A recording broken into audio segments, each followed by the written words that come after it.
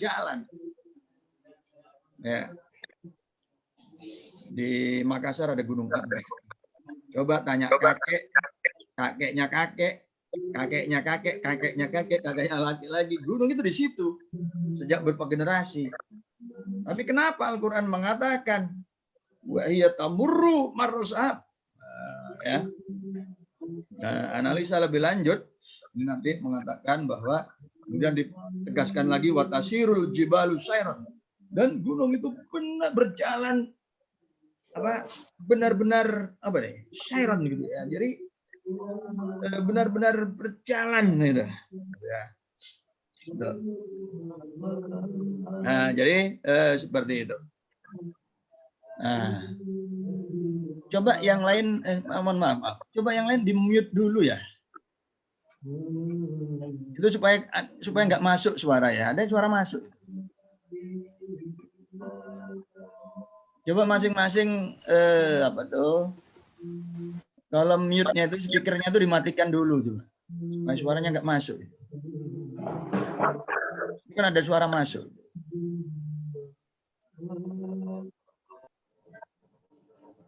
Ya, coba di mute dulu di mic gitu. Supaya suara luar nggak masuk. Ya. Baik, saya lanjutkan. Jadi itu. Nah, sekarang ini simbolik. Kita lihat surah Yasin ayat 40. La syamsu yanbaghi laha an tudrikal qamara walal lailu sabiqun nahar wa kullun fi falaki yasbahun. Jadi tidaklah mungkin bagi matahari itu untuk mendahului bulan. Demikian juga tidak mungkin siang malam ya mengejar siang. Wa kullun fi falakin. Dan semua itu ada di orbitnya. Yasbahun, berjalan, berenang di orbitnya. Begitu. Nah, ini kalau kita preteli yas'ulun fi falakin, ya, perhatikan dengan seksama huruf-huruf ini. Ada berapa huruf itu? Kaf, lam, fa, ya, fa, laf, kaf.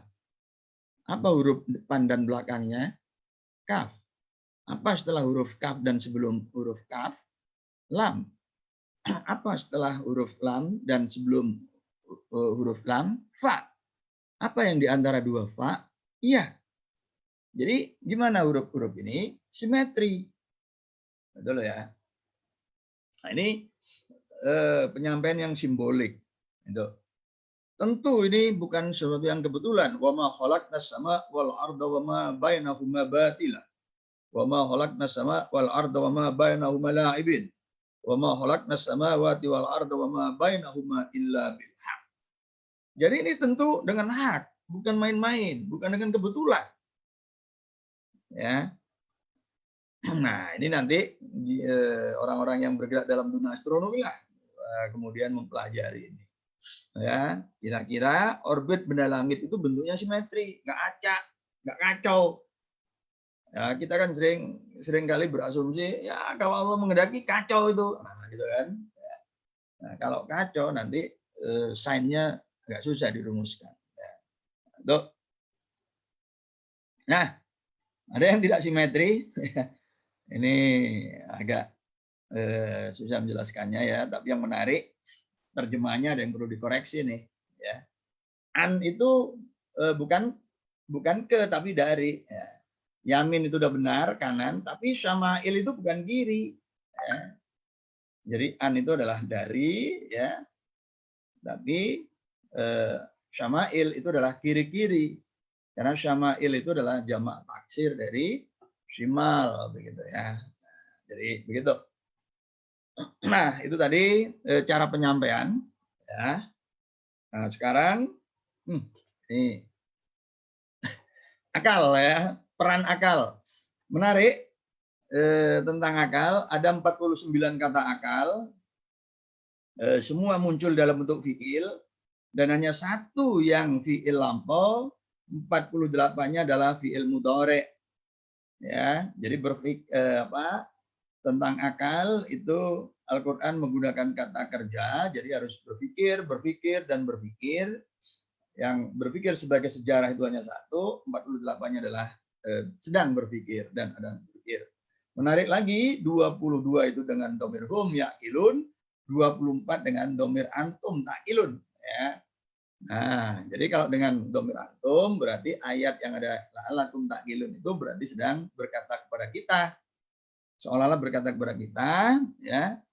Nah, ada 4 hal yang ditekankan. Yang terpenting itu adalah urgensi bahasa Arab.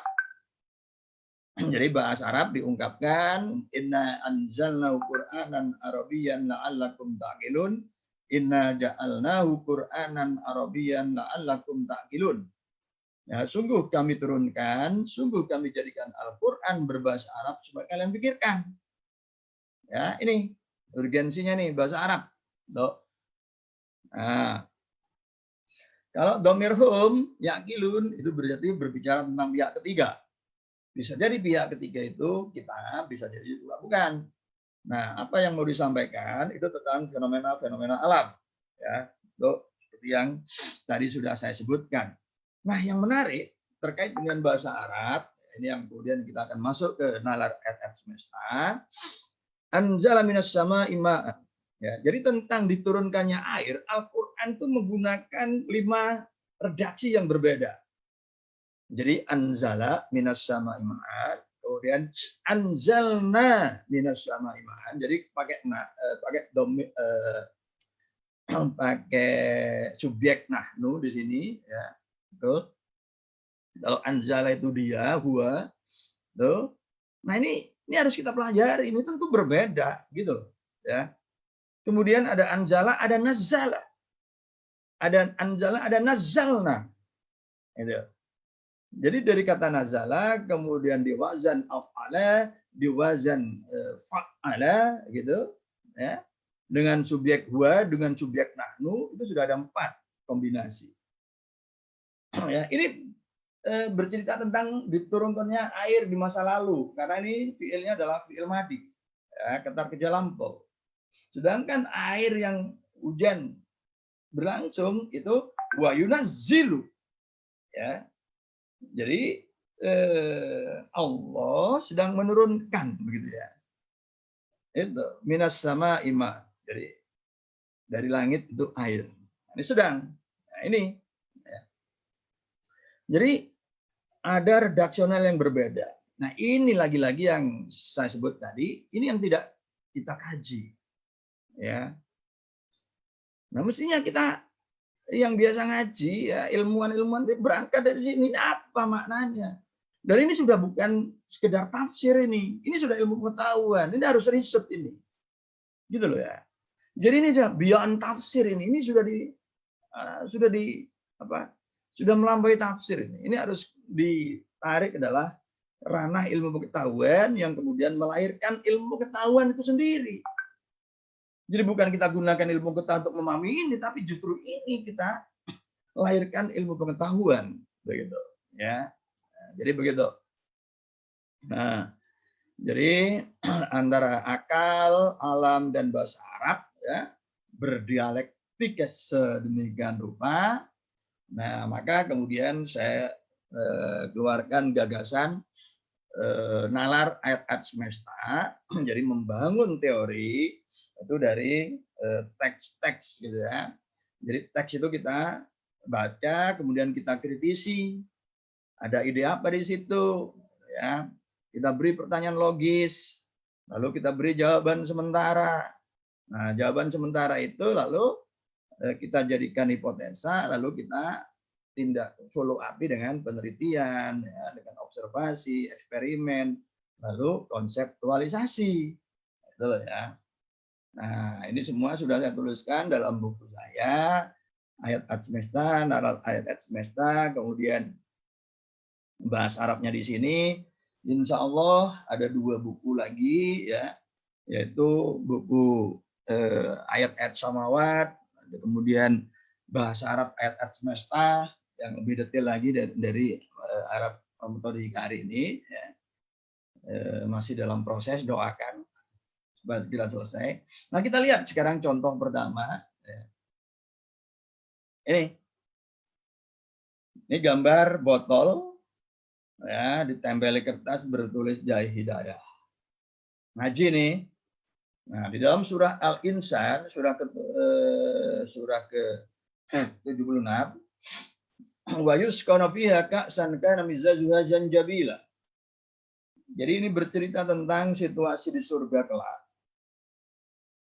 Ya, setelah hari kiamat, para penghuni surga kelak itu akan diberi minuman mizajuha zanjabila.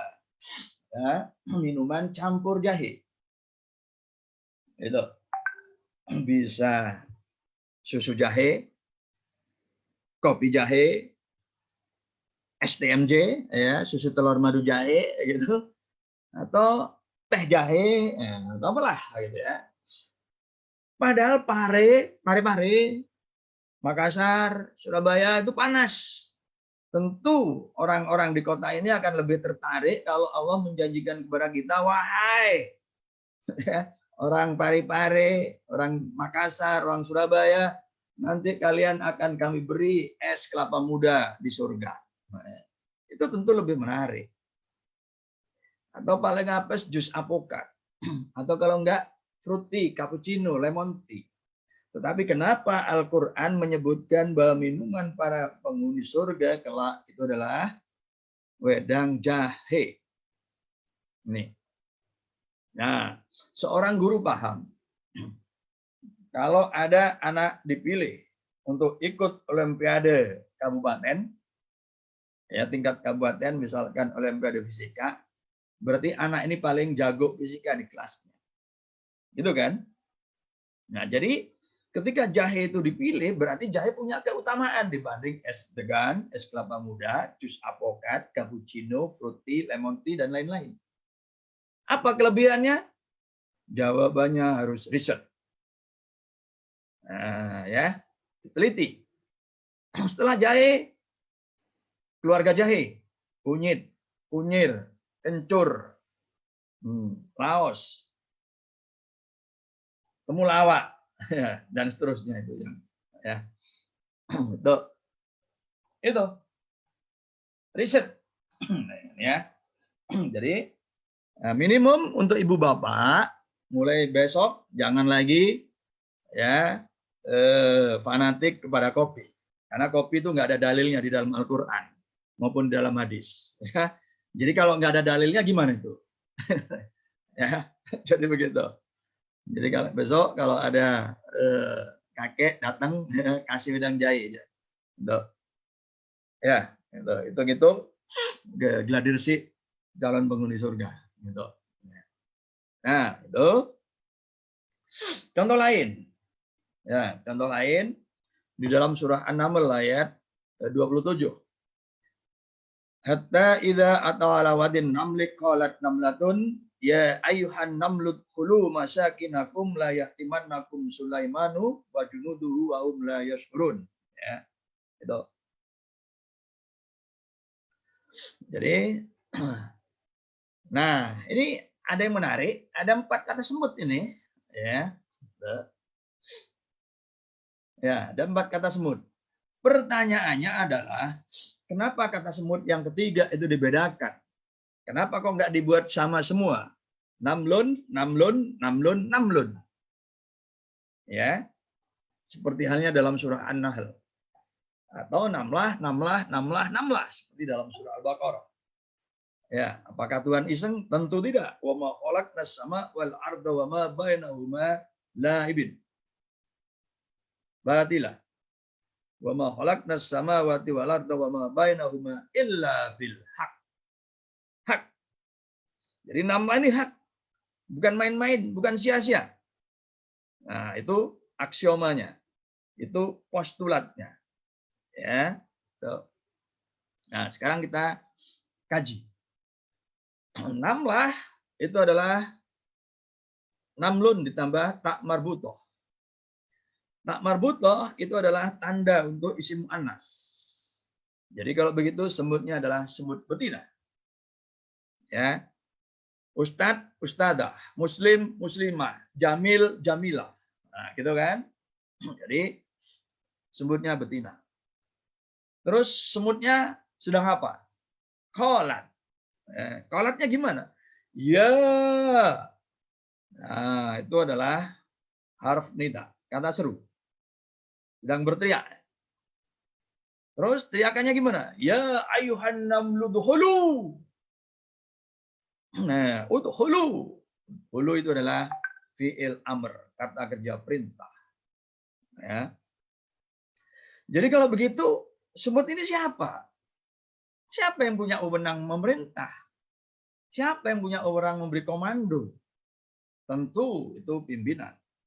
Karena betina, mestinya terjemahan yang paling elok itu adalah ratu semut. Ya. Tapi coba cek semua terjemahan dalam bahasa Indonesia. Hanya menyebut berkata seekor semut. Ya. Enggak jelas. Seekor semut itu kan ada jantan, ada betina. Kita bisa tanya, semutnya jantan atau betina. Gitu loh ya. Nah, jadi begitu. Nah, karena ini ratu semut itu merupakan hasil analisa, bukan dari redaksi Malikatun Naml, ya, maka ini harus kita jadikan hipotesa, kemudian kita bikin proposal penelitian. Apakah benar, untuk menjawab pertanyaan, apakah benar komunitas semut itu dipimpin oleh seekor ratu? Karena faktanya semut itu kecil, badannya kecil, ya, CD-nya kecil, apalagi isi CD-nya. Kita bolak-balik, kita nggak tahu isi CD-nya seperti apa. Apakah jantan, apakah betina. Jadi perlu dikembangkan metodologi untuk tahu, oh ini semut jantan, oh ini semut betina. Jadi inilah biologi yang berbasis wahyu. Jadi bukan hal yang utopis sebenarnya. Gitu loh ya. Nah itu penelitian pertama. Penelitian yang kedua, mengapa yang dipilih kok semut? Tentu di lembah semut, tempat Nabi Sulaiman berjalan dan istirahat pada waktu itu, Wadin Naml, itu banyak hewan yang lain. Misalkan saja orong-orong, ya, kecoa, kemudian juga tengu, kunang-kunang, undur-undur. Pertanyaannya adalah, kenapa Allah tidak memilih nama surat ini adalah surat Al-Orong-Orong atau surat Al-Kecoa'u? Nah, gitu loh ya. Tapi yang dipilih adalah semut. Nah, karena semut sudah dipilih, berarti semut punya kelebihan. Ya, nah itu. Nah, apa kelebihan semut? Ya, apa kelebihan semut?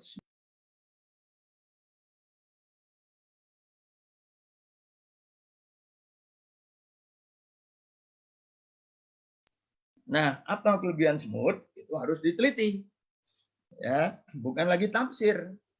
Semutnya ada. Ya, tinggal kita kumpulkan aja, kita bikin proposal, kita bikin langkah-langkah penelitian yang terencana, terukur. Jadi ini biologi yang diinspirasi oleh wahyu, begitu loh. Ya, itu nalar ayat-ayat semesta. Nah, itu.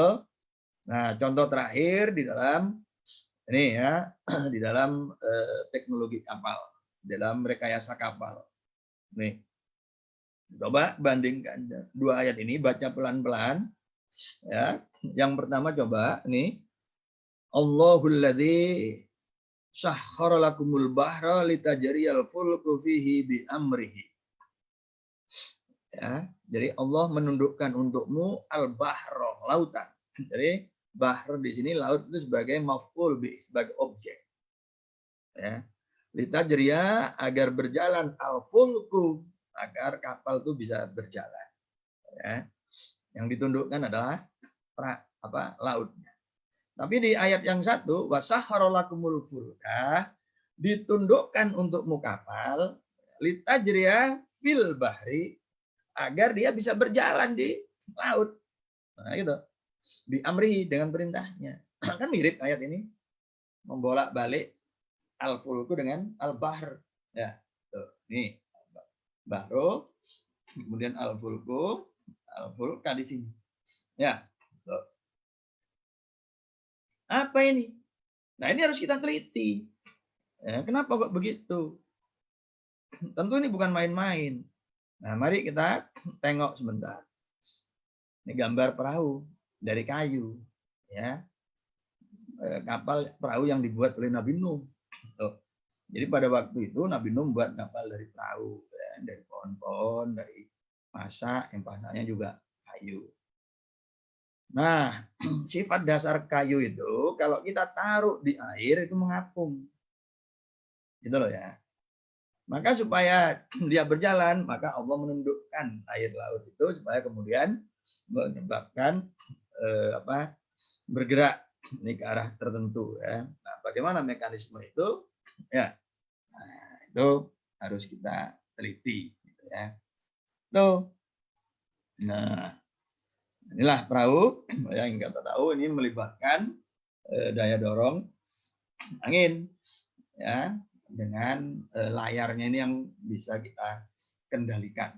Nah, ini ada yang dibuka, ada yang ditutup, ya, tergantung arah angin dan arah yang mau kita tuju. Nah, kalau sekarang bagaimana kalau sahharalakumul fulka? Ya. Tuh. Nah, ini tentang kapal. Kapal yang terbuat dari baja. Baja sifat dasarnya kalau kita lempar ke air itu akan tenggelam. Coba ambil paku lempar ke air, itu akan tenggelam. Nah, supaya tidak tenggelam itu harus ditundukkan. Wasahharalakumul fulka, jadi sudah buka kapal, tunduk tidak tenggelam dan telah. Jadi pertama syaratnya tidak tenggelam, lalu kemudian bisa berjalan. Ya. Tuh, wasahharalakumul fulka litajriya fil bahri bi amrihi. Ya, ini. Nah, ini ya. Nah, singkat cerita sebagai penutup, innama yahsallaha min ibadihil ulama. Jadi yang takut pada Allah itu adalah ulama. Siapa ulama? Innal ladzina yatluna kitaballahi wa aqamus shalata wa anfaqu mimma razaqnahum sirran wa alaniyah yarjuna tijaratan lan tabura. Jadi mereka yang membaca kitabullah, menegakkan sholat, jadi paham hukum agama. Wa anfaqu mimma razaqnahum sirran wa alaniyah. Ini paham hukum relasi sosial, hukum ekonomi. Ya. So, tapi ingat di surat di ayat 27-nya, 27, 28, 29, surah Fatir, surah ke-35, alam tara anallaha anzala minas sama'i ma'an fa akhrajna bihi samaratin mukhtalifan alwanuha wa minal jibali judadun bidun wa humrun mukhtalifun alwanuha wa gharabi busud. Ya. Jadi di sini bercerita tentang diturunkannya air dan kemudian tumbuh buah tanaman yang ada buah yang beraneka warna dan juga gunung ya yang warna merah, warna putih, gitu ya. Nah, yang terpenting itu adalah kita harus merubah cara berpikir kita. Bagaimana Al-Quran itu bisa menuntun kita untuk membuat teori-teori tentang alam. Jadi bukan sekedar mengatakan terhadap teori, oh ini sudah disebutkan oleh Al-Quran 1400 tahun yang lalu. Nah, gitu ya. Nah, bukan lagi hanya itu, gitu loh. Kalau itu pengajian umum sih silakan. Tapi bagi orang-orang yang bergerak dalam bidang IPA, mestinya tidak itu saja. Ya. Dan yang tidak kalah pentingnya adalah no science no future. Kalau kita nggak punya sains, kita nggak punya masa depan. Mengapa? Karena sumber daya alam kita yang melimpah itu tidak bisa kita kelola. Ya. Dan kalaupun kita mengelola, kita terpaksa mengundang insinyur-insinyur asing. Kalau mengundang insinyur asing, ya sudah bukan rahasia lagi.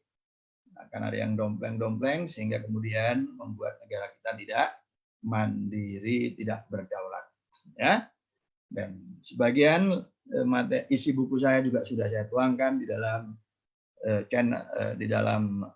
channel YouTube Ayat-Ayat Semesta. Jadi silakan simak di dalam YouTube saya. Demikian pengantar ngaji Ayat-Ayat Semesta, sains, relasi sains dan Islam. Terima kasih. Fastabiqul khairat. Assalamualaikum warahmatullahi wabarakatuh.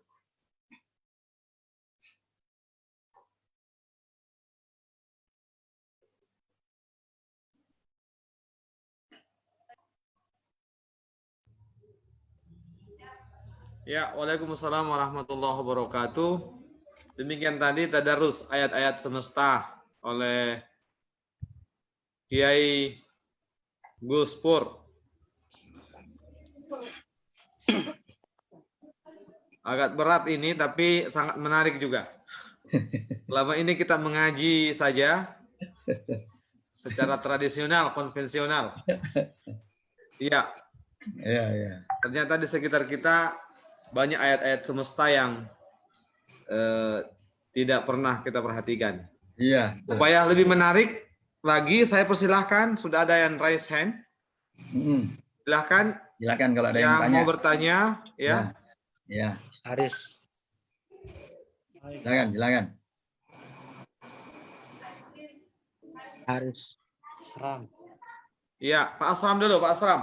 Ya, baik. Ya, silakan. Pak Asram ini dekan Fakultas Hukum. Oh iya. Universitas Muhammadiyah Parepare. Terima kasih. Assalamualaikum warahmatullahi wabarakatuh. Waalaikumsalam. Ya. Mari Bapak.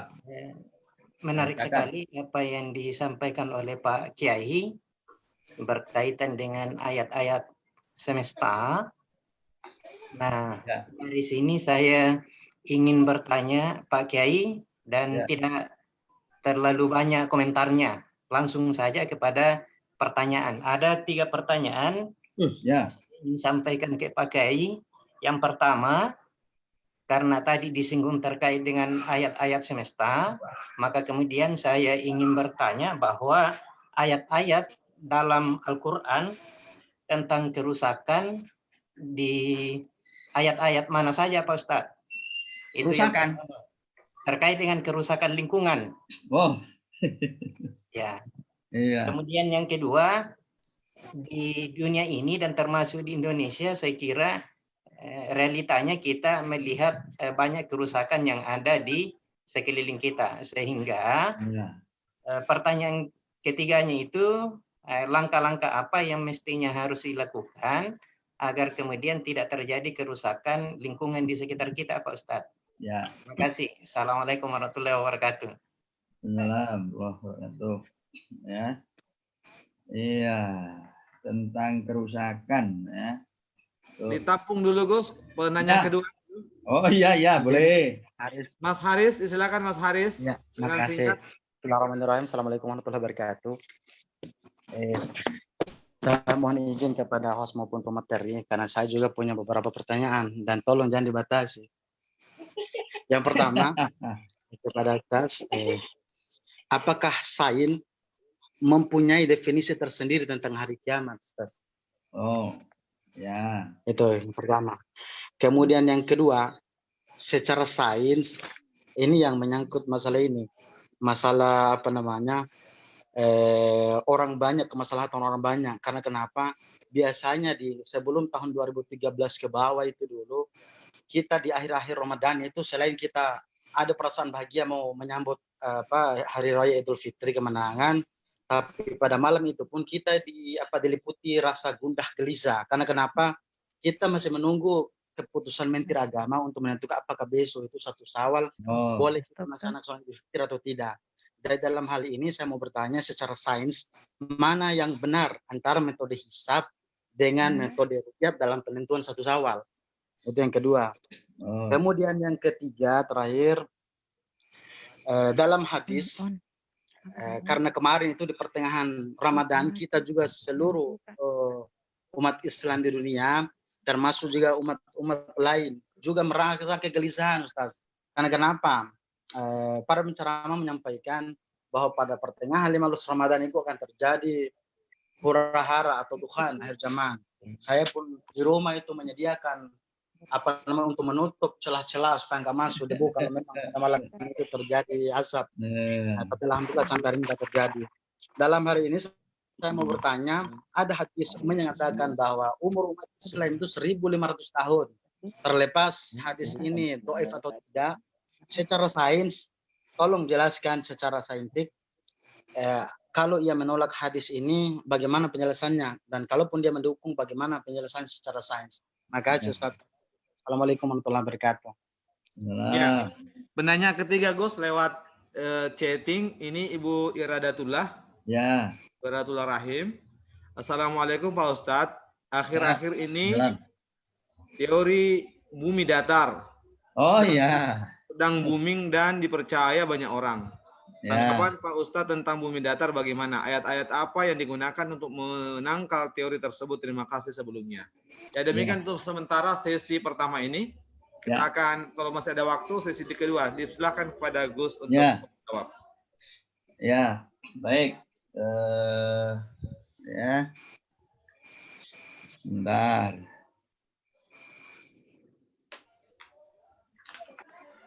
Siapa lagi yang tersen ini? Jadi, yang pertama tadi tentang kerusakan ya.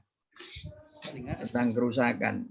Ini maaf, ini saya biasanya pakai Al-Quran ini cepet cari, tapi ini kok sedang ngadat ini ya. Jadi ada beberapa ayat tentang kerusakan, dan karena mestinya saya juga bisa tampilkan, tapi saya pakai laptop yang berbeda ini yang sudah saya siapkan. Tapi yang jelas seperti kerusakan-kerusakan di bumi dan di lautan itu memang seperti yang dinasihkan oleh Al-Quran, itu adalah akibat dari perilaku kita juga, ya, gitu. Bahkan yang namanya tsunami, ya, atau gempa, gitu. Jadi kalau banjir itu sudah jelas ya, bahwa itu adalah akibat keserakahan manusia. Ya.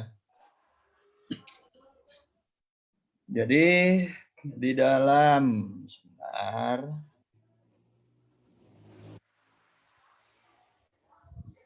mana ini?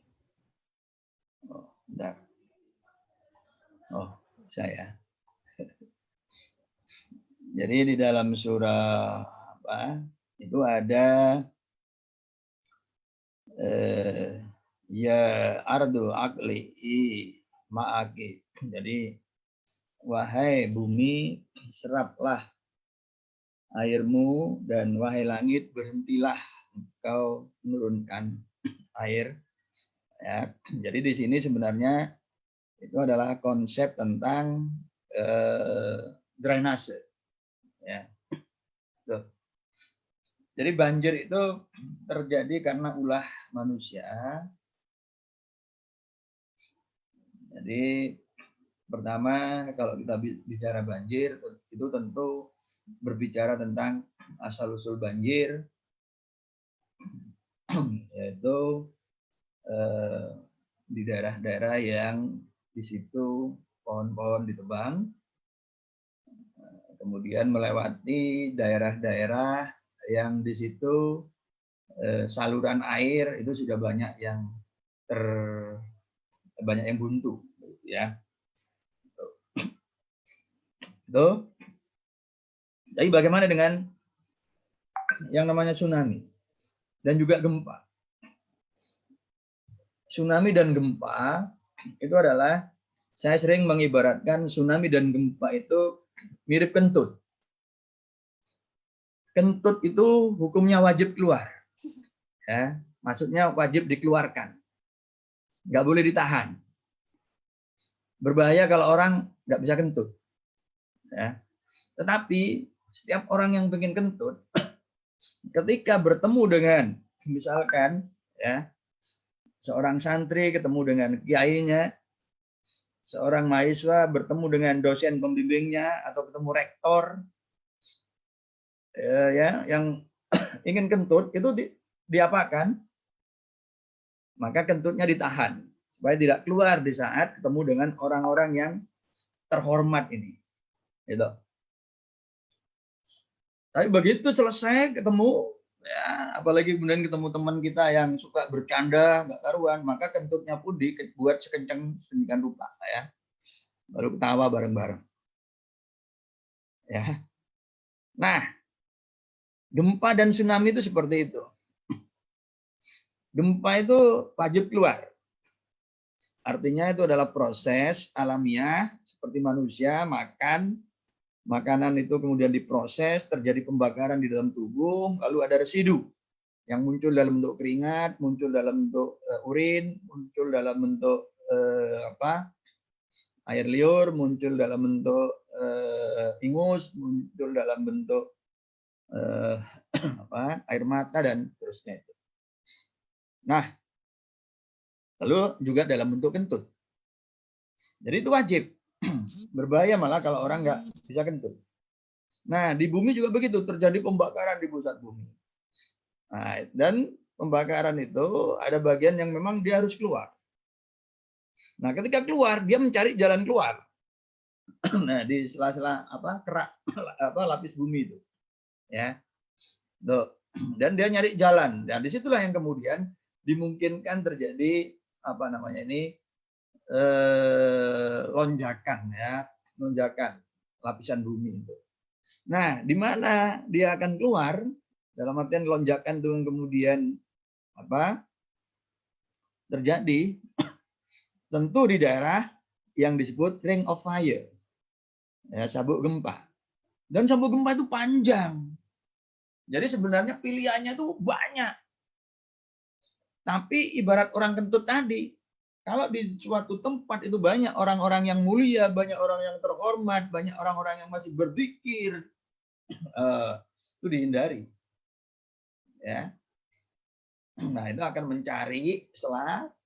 Disitulah yang kemudian maksiat itu dilakukan secara intensif terus-menerus. Nah, gitu ya. Jadi bagaimana cara penanganannya, cara menghindarinya?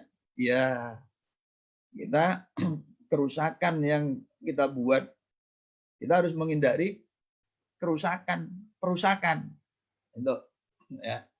Kita harus menghindari kemaksiatan biar gempa itu memilih jalan yang katakanlah nanti di daerah yang tidak berpenduduk. Nah, seperti itu. Ya. Itu jawaban yang pertama tentang ayat-ayatnya.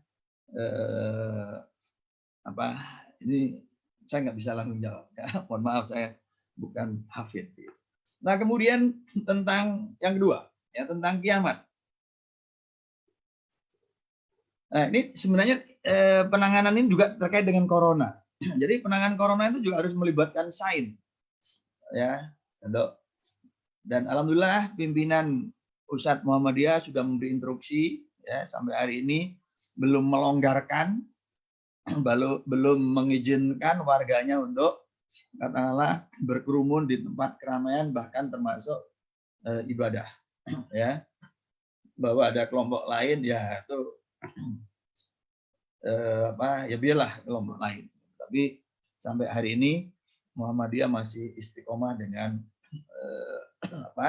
responnya terhadap corona. Itu supaya menghindar, ya, jangan melawan.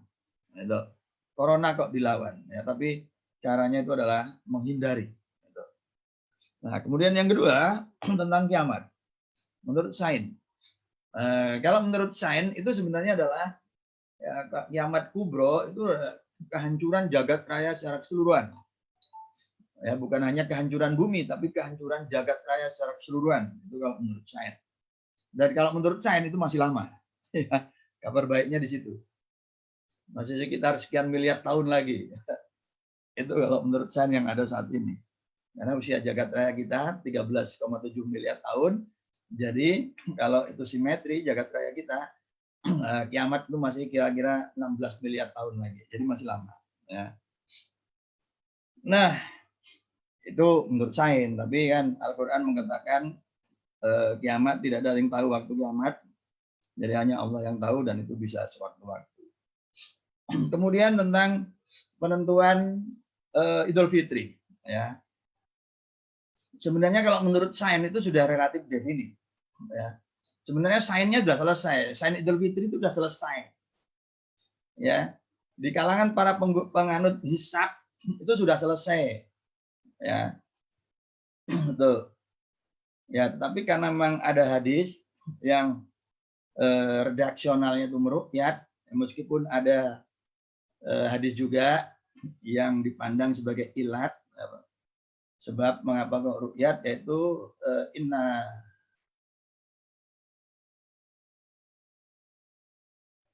umyatun la naktubu wa la nahsub, ya. sesungguhnya kita adalah umat yang ummi yang tidak bisa menulis dan menghitung asahru hakada wa hakada. Jadi bulan itu kadang-kadang begini, kadang-kadang begitu, kadang-kadang 29 hari, kadang-kadang 30. Nah, gitu ya. Maka jadi awalnya ru'yat ya. Sejak abad kedua setelah astronomi juga mulai masuk di dunia Islam, mulailah ada hisab. Ya. Apalagi sekarang ketika kemudian astronomi juga makin kokoh. Tuh. Makanya Yusuf Qaradawi menyebutkan bahwa hisab itu qat'i, ya, lebih memberi kepastian. Cuma di antara para ahli hisab sendiri itu masih terjadi perbedaan tentang kriteria. Ya, ada yang menghisabkan ruqyat, tuh. Menghisabkan ruqyat itu dalam maksudnya adalah bulan kira-kira bisa dilihat itu pada tinggi berapa. Gitu ya. Tuh. Jadi di situ sebenarnya persoalannya, ini persoalan ijtihad. Kemudian hadis pertengahan, hadis yang heboh-heboh kemarin, ya. Kalau dari status hadisnya sudah banyak dibahas. Kemudian bagaimana sainsnya? Ya faktanya yang heboh-heboh nggak ada kan. Tuh. Memang sempat ada situasi gelap, iya, ya. Tuh. Nah, tentu kabutnya kan tidak halus yang kemudian harus menutup lubang-lubang pintu. Dan itu tidak mungkin rumah kita ditutup sedemikian rupa gitu kan. Ya. Untuk jadi dari sainsnya sebenarnya karena ini sudah lewat ya. Sudah bukan lagi menafsirkan, kita sudah menjelaskan apa yang ada kemarin. Jadi seperti itu. Nah, kemudian tentang bumi datar. Ya. Nah ini. Jadi mari kita ngaji bumi datar. Ibu Bapak, siang malam kita berapa jam di daerah ekuator? 12 jam kan? Ada nggak yang siangnya 8 jam? Nggak ada. Maksudnya di ekuator, di ujung pandang situ, di Paris itu, ya. Makassar. Di Indonesia maksudnya ya, secara umum. Nggak ada kan? Siang 8 jam, malamnya 16 jam. Nggak ada kan? Apalagi kalau siangnya 6 jam, malamnya 18 jam. Nggak ada. Itu fakta yang kita rasakan. Semua orang di sekolah atau enggak, tahu ini. Ya, kaya, miskin, tahu nih. Siang malam 12 jam. Itu kan? Nah, lalu ada buku gini. Flat Earth Konspirasi. Ya. Nah ini. Jadi ini ayat-ayatnya terkait dengan apa? Ayat yang tadi ya. Nah, sebenarnya yang kerusakan bumi juga sudah saya tabelkan ini, cuman nggak saya bawa di sini. Ya, yang kerusakan dari itu. Nah, dalam konsep flat earth ya. Nah, ini ekuator. Jadi flat earth itu berbentuk seperti piringan.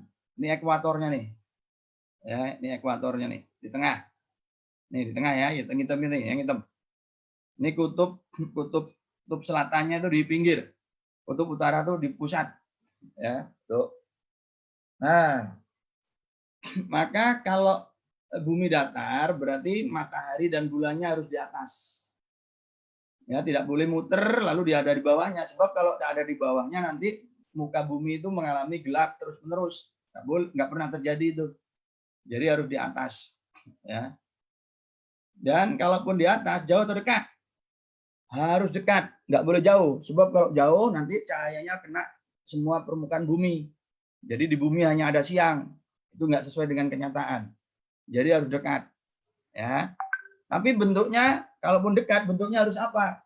Nggak boleh bulat, nggak boleh bulat. Nggak boleh seperti bolam. Sebab kalau seperti bolam, cahayanya juga akan segala arah. Maka semua bumi, permukaan bumi juga akan siang. Gitu kan? Jadi kalau begitu harus seperti apa? Seperti senter, seperti sentolop. Ya. Nah ini, mataharinya harus seperti itu. Dengan permukaannya membesar ke depan. sehingga cahayanya kemudian membesar, gitu ya. Nah, gini. Tuh. Nah, anggap saja ini benar meskipun ini salah sudah ini. Ya, kok tajam ini terang gelapnya. Ya, ya bisa kedua. Ini kalau sentolop bisa, ya, senter bisa. Nah, sekarang coba hitung ini kelilingnya. Keliling ekuator ini, ya, ini keseluruhan. Lalu bandingkan dengan yang kena cahaya matahari yang siang ini. Kira-kira yang kena sinar matahari ini berapa bagian? Sekitar 1/4 sampai 1/3 lah ya. Tuh. Kalau 1/4 sampai 1/3 berarti siang di ekuator itu berapa jam? Ketika 1/4 ya berarti 6 jam. Kalau 1/3 berarti ya 8 jam. Berarti paling lama 8 jam, siangnya 16 jam. Ada nggak di Pare-Pare? Nggak ada. Makassar nggak ada. Surabaya juga nggak ada. Itu. Ya, kalau bumi flat tuh nggak bisa menjelaskan siang 12 jam, malam 12 jam. Tuh. Ya. Nah, itu. Lalu supaya 12 jam dibuatlah begini. Oke, ini jadi 12 jam. Nah, ini. Aneh nggak ini? Aneh. Mengapa? Sentolopnya bulat kok cahayanya lurus. Coba ibu bapak yang punya senter, ambil, pergi ke belakang yang gelap, lalu nyalakan. Kalau lurus, segera kabur, ada hantu di situ. Ya. Nah, jadi itu. Apalagi kalau kemudian cahayanya begini, makin aneh nih, sentolopnya kayak apa. Jadi, flat earth itu tidak bisa menjelaskan fenomena siang malam yang 12 jam di ekuator, gitu ya. Juga nggak bisa menjelaskan fase bulan, gerhana bulan, gerhana matahari, nggak bisa jelaskan. Itu. Gimana menjelaskan? Oh, mataharinya seperti senter. Nah, jadi itu ya jawaban terhadap pertanyaan flat earth. Terima kasih. Ya, demikian luar biasa jawabannya, Gus. Masih ada Ustadz Abdul Muiz, Ya. Wakil Dekan 1 Fakultas Agama Islam Universitas Muhammadiyah Parepare. Disilakan Ustadz Abdul Muiz. Ya, terima kasih banyak Ustadz. Ya, enggak.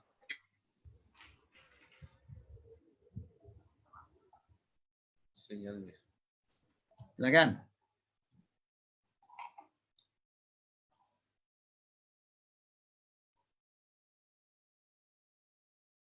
Ya. Silakan Ustadz Abdul Muiz.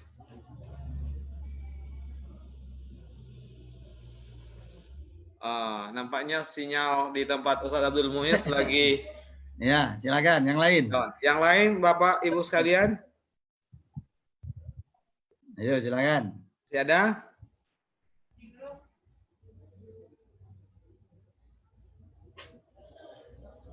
Ada 2 orang yang. Ya, silakan, silakan.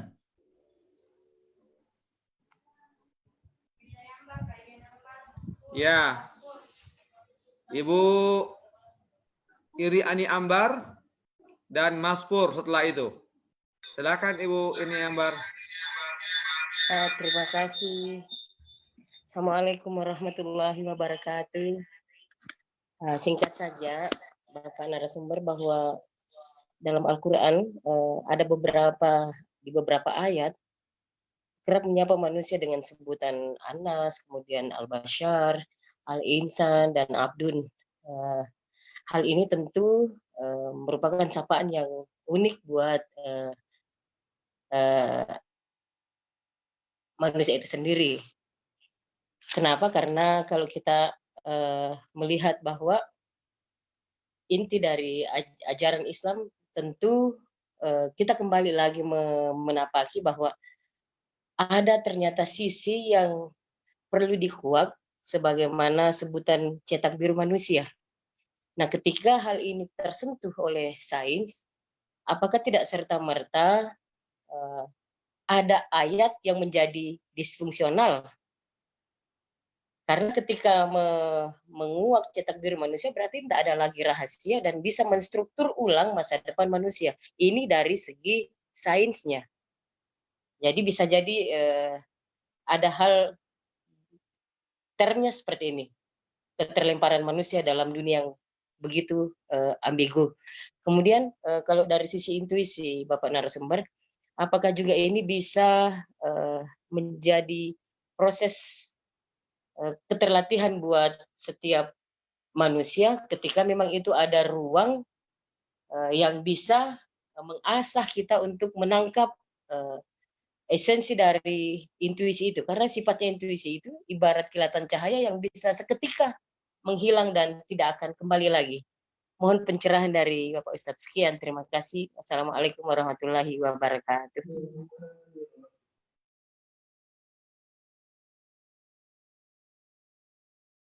Mas Pur, silahkan Mas Pur masuk. Ya, Assalamualaikum warahmatullahi wabarakatuh. Waalaikumsalam warahmatullahi wabarakatuh.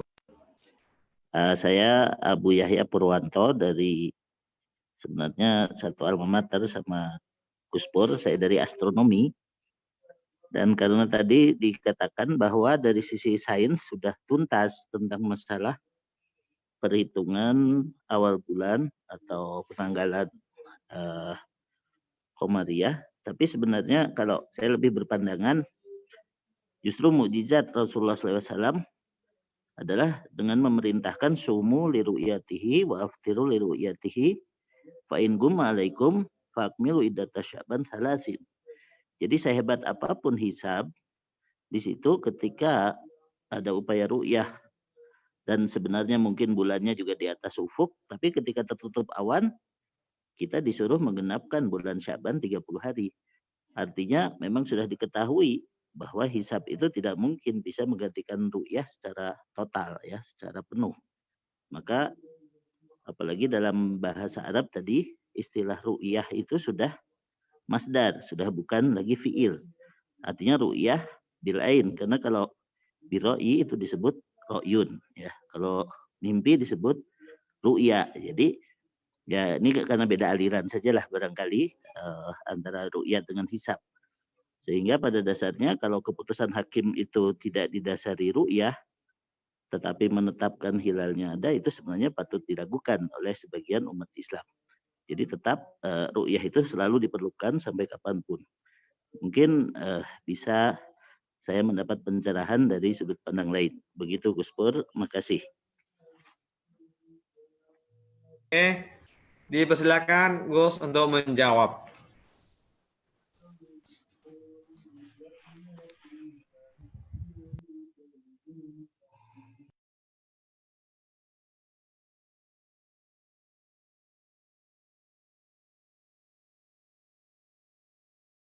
Ya, baik. Jadi yang pertama ya itu tadi tentang sains, bagaimana sains nanti menyibak rahasia manusia yang manusia sendiri di dalam istilah Al-Quran disebut dengan beberapa istilah, ya. Lalu bagaimana kalau kemudian sains itu tuntas menyibak rahasia manusia, ya.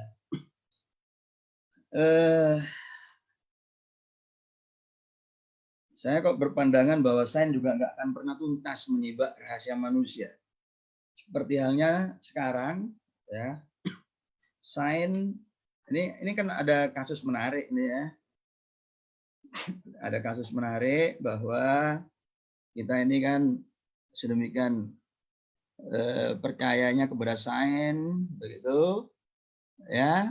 Nah, tapi fakta COVID-19 memperlihatkan bahwa sains kita itu tidak berdaya ternyata, ya. Tuh. Bumi sekarang sepi, manusia tiarap, tuh, karena kedatangan tamu, ya, COVID-19 dan manusia pada ketakutan. Jadi dengan kata lain, sains itu nggak akan pernah tuntas menjelaskan bahkan manusia itu seperti halnya sains nggak pernah tuntas menjelaskan jagat raya. Ya, seperti yang dikatakan oleh Einstein, the most incomprehensible thing of the universe is that incomprehensible. Jadi yang paling tidak the most incomprehensible thing of the universe is that is comprehensible. Jadi yang paling tidak bisa saya mengerti justru alam semesta itu bisa dimengerti. Dan setiap kali saya berhasil membuka rahasia, kemudian datang rahasia baru di situ. Ya, demikian juga dengan manusia. Tuh. Akan selalu ada kemudian rahasia-rahasia baru, ya, yang membuat pengetahuan itu terus berjalan. Jadi sains berawal dari pertanyaan dan berakhir pada pertanyaan yang lebih besar, itu yang sudah diketahui oleh para ilmuwan. Ya. Nah, kemudian terkait dengan intuisi, ya, apakah semua atau fenomena-fenomena di alam ini bisa menjadi ajang pelatihan untuk menguatkan intuisi? Ya, karena memang disitulah kalau Al-Ghazali menyebut itu makro dan mikrokosmos, jagat raya itu sebagai makrokosmos, manusia itu mikrokosmos, ya. Keterpautan ini antara mikrokosmos dan makrokosmos dengan jaringan yang akan terus bertambah dan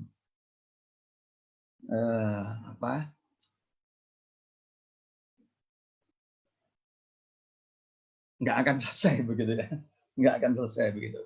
Jadi saya yang orang fisika gitu, ya, itu bisa memberi contoh. Itu sekarang dihadapkan pada apa yang disebut dengan dark energy, dark matter, ya. Belum lagi sebelumnya sudah ada singularity gitu, ya. Singularity itu sebenarnya adalah konsep tempat manusia bersembunyi dari ketidaktahuannya, gitu. Ya, karena tidak mau menyebut kata-kata Tuhan, itu haram di situ menyebut Tuhan, sehingga kemudian disebutlah singularity, ya, bersembunyi dari ketidaktahuan, gitu. Nah, jadi seperti itu. Lalu kemudian kalau dari Abu Yahya, ya itu memang perbedaan ini, ya, perbedaan semacam mazhab begitu, ya. Tetapi memang selama umat Islam nggak pernah berpikir tentang kalender, ya memang persoalan puasa itu hanya akan menjadi persoalan personal, gitu, ya. Loh. Jadi kalau persoalan Ramadan itu tidak kita jadikan sebagai basis konsep tentang katakanlah pembuatan kalender, maka puasa akan menjadi persoalan personal. Kalau sudah persoalan personal, ya sudah selesai sebenarnya memang. Dalam artian yang pakai ruqyat ya ruqyat, yang pakai hisab imkanur ruqyat ya hisab imkanur ruqyat, pakai hisab wujudul hilal ya wujudul hilal, udah. Nggak akan pernah selesai dan tidak pernah boleh menganulir istihad satu dengan yang lain begitu. Ya. Tapi begitu kita mau berbicara tentang sistem kalender, maka kemudian kita harus berbicara hisab, dan tentu kemudian di situ ada semacam kesepakatan, gitu. Karena kalau kita berbicara, kalau kita belajar dari pembuatan kalender, bahkan pembuatan kalender Masehi sekalipun, ya, itu juga berproses, kan.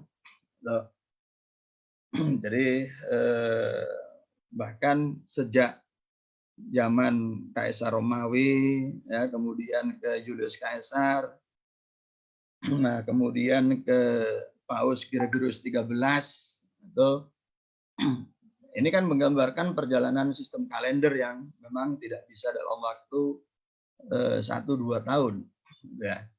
Nah sayangnya, nah kita ini kan sampai hari ini bisa dibilang dunia Islam tidak punya sistem kalender. Ya. Karena kita nggak pernah tahu tanggal 1 setiap bulannya. Tanggal 1 setiap bulannya hanya kita lakukan dengan ru'yat begitu. Jadi kalender nggak pernah punya sistem kalender. Sebab kalaupun kita sudah menetapkan tanggal 1, kita nggak bisa menetapkan akhir bulannya begitu.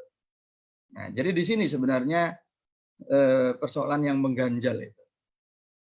Tapi ini kalau kita pahami sebagai perintah sumul ini, perintah puasa ini, ibadah saum ini kita pahami sebagai murni ibadah personal, yaitu tidak makan dan tidak minum. Tapi kalau kemudian kita kaitkan ini dengan konstruksi sistem waktu dalam hal ini kalender, maka mau nggak mau kita harus berdamai. Gitu. Membuat kriteria yang katakanlah kemudian bisa kita terima secara global. Nah, di situ. Maka kemudian kenapa kok ahillah itu bentuknya jamak? Nah, ini juga harus kita tafsirkan ulang. Kenapa kok nggak langsung hilal gitu? Kenapa kok dipilih ahillah yang jamak dari kata hilal begitu? Nah, jadi apakah itu tidak menuntun kepada pemahaman-pemahaman sebab bagian penampakan bulan yang kena sinar matahari itu kan secara teoritis kan sebenarnya adalah ketika bulan itu bergeser dari posisi konjungsinya kan gitu secara teoritis sehingga sudutnya itu tidak lagi 180 ya sudut bumi bulan mataharinya gitu sehingga secara teoritis itu ada sekecil apapun gitu. Tapi itu memang tidak bisa dilihat gitu ya. Jadi di situ ya. Jadi di situ persoalan tentang awal bulan. Jadi begitu ya 5 pertanyaan dan waktunya juga sudah cukup. Saya kembalikan kepada Bapak Moderator. Terima kasih. Sekali lagi, fastabiqul khairat. Assalamualaikum warahmatullahi wabarakatuh. Ya, demikian jawaban atas pertanyaan dari para peserta pengajian I'tikaf kita. Intinya bahwa kita tidak hanya cukup memahami Al-Quran, membaca secara teks, ya, apalagi pada hal-hal yang sifatnya ayat-ayat hukum, tapi terkait dengan ayat-ayat semesta yang telah digambarkan Allah Subhanahu wa taala dalam Al-Qur'an ternyata cukup banyak yang perlu dikaji agar kita bisa lebih berkemajuan lagi. Ya, saya kira itu Bapak Ibu sekalian, karena sudah larut malam, banyak permintaan Gus ini materinya di-share ya. Boleh. Nanti kami akan teruskan di grup pengajian I'tikaf ini. Terima kasih banyak atas ilmunya. Suatu saat mungkin Gus akan diundang di Universitas Muhammadiyah di Parepare secara langsung. Siap. Mudah-mudahan corona ini bisa lebih cepat Nanti diangkat oleh Allah Subhanahu wa taala. Studium general untuk ini tahun ajaran baru mahasiswa Unmu Parepare. Ya, siap. Terima kasih banyak ya. Ini ada Pak Rektor mungkin mau menyapa lagi. Oh ya. Iya, Pak. Silakan. Terima kasih. Assalamualaikum warahmatullahi wabarakatuh. Waalaikumsalam warahmatullahi wabarakatuh. Alhamdulillah malam ketiga ini materi dalam pengajian kita sungguh luar biasa. Pendalaman pedoman hidup kita ini. Ini satu permasalahan kalau kita umat Islam ini tidak banyak mengkaji pedoman hidup kita. Dan ini dibuktikan malam ini terlalu banyak hal-hal yang berkaitan dengan kehidupan manusia, kehidupan lingkungan kita ini yang perlu pengkajian lebih mendalam, baik secara pribadi maupun secara akademik. Oleh karena itu, kami sangat berterima kasih sekali kepada Pak Kiai tentang materi ini. Mudah-mudahan dengan materi ini kepada kita semua, khususnya pada Sivitas Akademika, senantiasa mau membuka Al-Quran sebagai pedoman hidup kita untuk kita dalami, menjadi petunjuk dalam kehidupan untuk mencapai kebahagiaan, baik dunia maupun akhirat. Insya Allah kami akan programkan mengundang Siap. Kiai untuk memberikan pengajian dalam bentuk bagaimana penerapan Al-Quran dalam kehidupan pribadi kita sebagai pedoman hidup. Sekali lagi kami mengucapkan terima kasih. Mudah-mudahan Allah Subhanahu wa taala senantiasa memberi bimbingan kepada kita untuk senantiasa mencintai Al-Quran dalam kehidupan kita sehari-hari sebagai pedoman hidup itu. Terima kasih kami ucapkan, semuanya itu kami kembalikan kepada Allah Subhanahu wa taala. Assalamualaikum warahmatullahi wabarakatuh. Waalaikumsalam. Ya, demikian tadi harapan dari Pak Rektor Dr. Andes Haji M. Nasir S. MPD. Bapak Ibu sekalian, sebelum kita close pertemuan ini, kami kembali mengingatkan selaku ya amil zakat dari Lazismu, mengingatkan sudah insyaallah besok kita sudah masuki hari ke-23 Ramadan.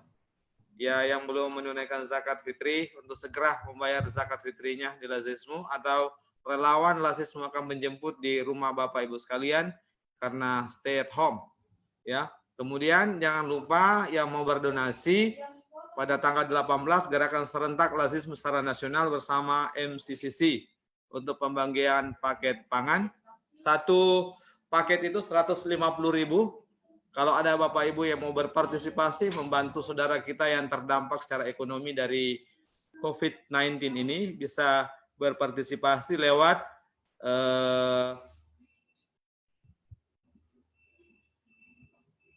lewat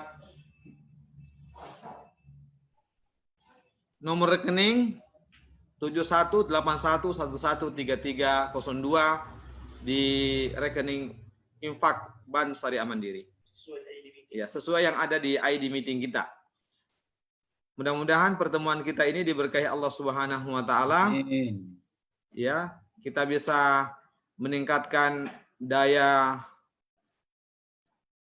ilmu kita lewat hal ini, daya iman kita dan imun kita menghadapi virus corona ini. Kita akhiri dengan bersama-sama membaca kafaratul majelis. Subhanakallahumma bihamdik asyhadu an la ilaha illa anta astaghfiruka wa atubu ilaik. Saya mengucapkan terima kasih banyak kepada semuanya yang telah berpartisipasi.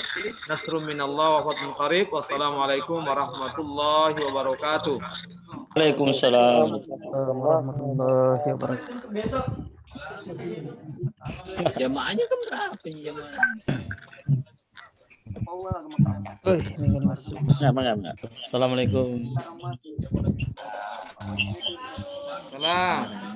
Anak ketua PD Awal tarwih. sama Muhammadiyah ini. Suar. Siap. Alhamdulillah. Langsung coba ke rumah. Nah, informasi besok insya Allah materinya dokter corona Lintawan, ya. Kita menghadapi virus corona, maka kita undang dokter corona Lintawan. Hebat namanya. Wakil Ketua MCCC Pusat bersama Dr. Abbas Bacok Miro, Sekretaris Majelis Tarji, yang sangat menarik besok. Jadi jangan lupa untuk ikut berpartisipasi kembali.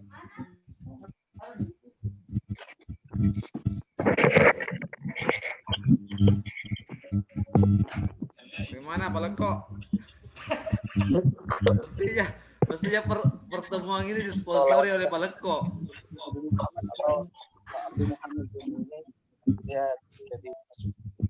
Ada nggak Pak Leko? Terima kasih. Ada juga ketua MCC Kota Parepare.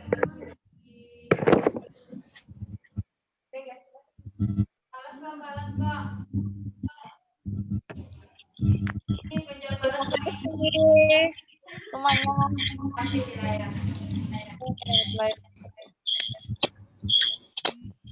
Lulusan Presiden. Wah, Presiden. Baiklah, nyamper. Ya, halo, assalamualaikum. Salam kakak. Ya, jangan ke rumah deh. Insya Allah tak ada wisata kakak. Ada. Ini kapan anunya? Proposalnya? Pak Rektor. Kapan-kapan undangan proposalnya ini? Alhamdulillah iya, bareng-bareng Pak Rektor. Ini kita ini corona terus. Mas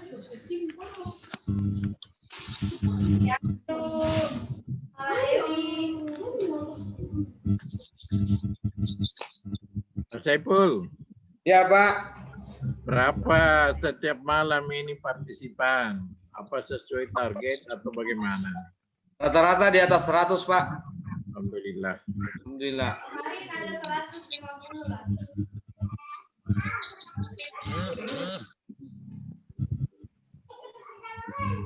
Sen, mau ku apa? Mau ku apa ditutup? Andi Zainuddin.